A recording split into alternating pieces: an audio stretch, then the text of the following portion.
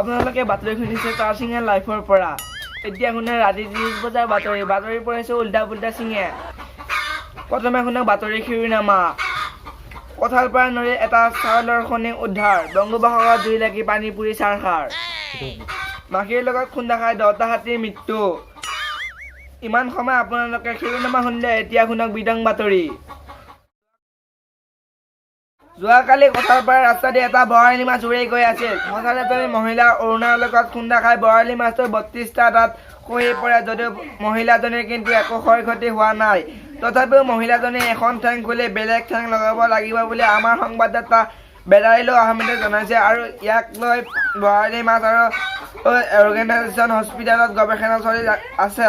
জানিব পৰা মতে তেওঁলোকে অতি শীঘ্ৰে চীন দেশৰ পৰা ঠেং আনি মহিলাজনীৰ ঠেং সলাই দিব বুলি সংবাদ মাধ্যমৰ আগত প্ৰকাশ কৰিছে।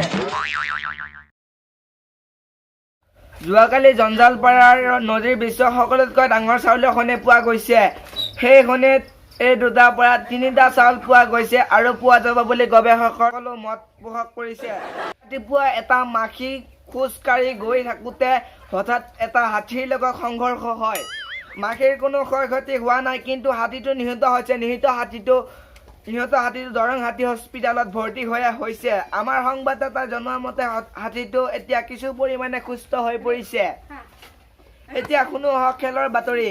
কাইলৈ অনুষ্ঠিত হৈ যোৱা কুঠাৰপাৰা আৰু চিপিৰাং FC ৰ মাজত হৈ যোৱা ফুটবল খেলখনত কুঠাৰপাৰা FC চিপিৰাং FC ক 10 উইকেটৰ ব্যৱধানত পৰাস্ত কৰিছে।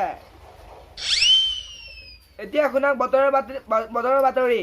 অহাকালি সূৰ্য উত্তৰ ফালে উদয় হ'ব আৰু পূব ফালে অস্ত যাব।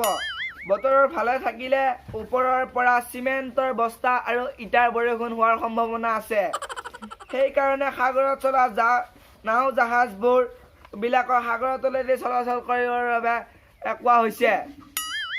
এতিয়া শুনক নিয়োগ বাতৰি।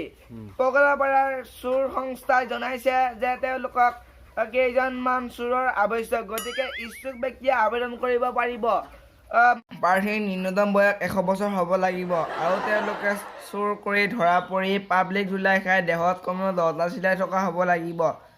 যোগাযোগৰ বাবে প্ৰাৰ্থীয়ে 10100000 নম্বৰত কল কৰিব পাৰিব। আমাৰ তাৰ্চিঙা বাতৰি ইমানতে শেষ হ'ল। পৰৱৰ্তী বাতৰি ছমাহ পাছত শুনিব পাৰিব। ধন্যবাদ।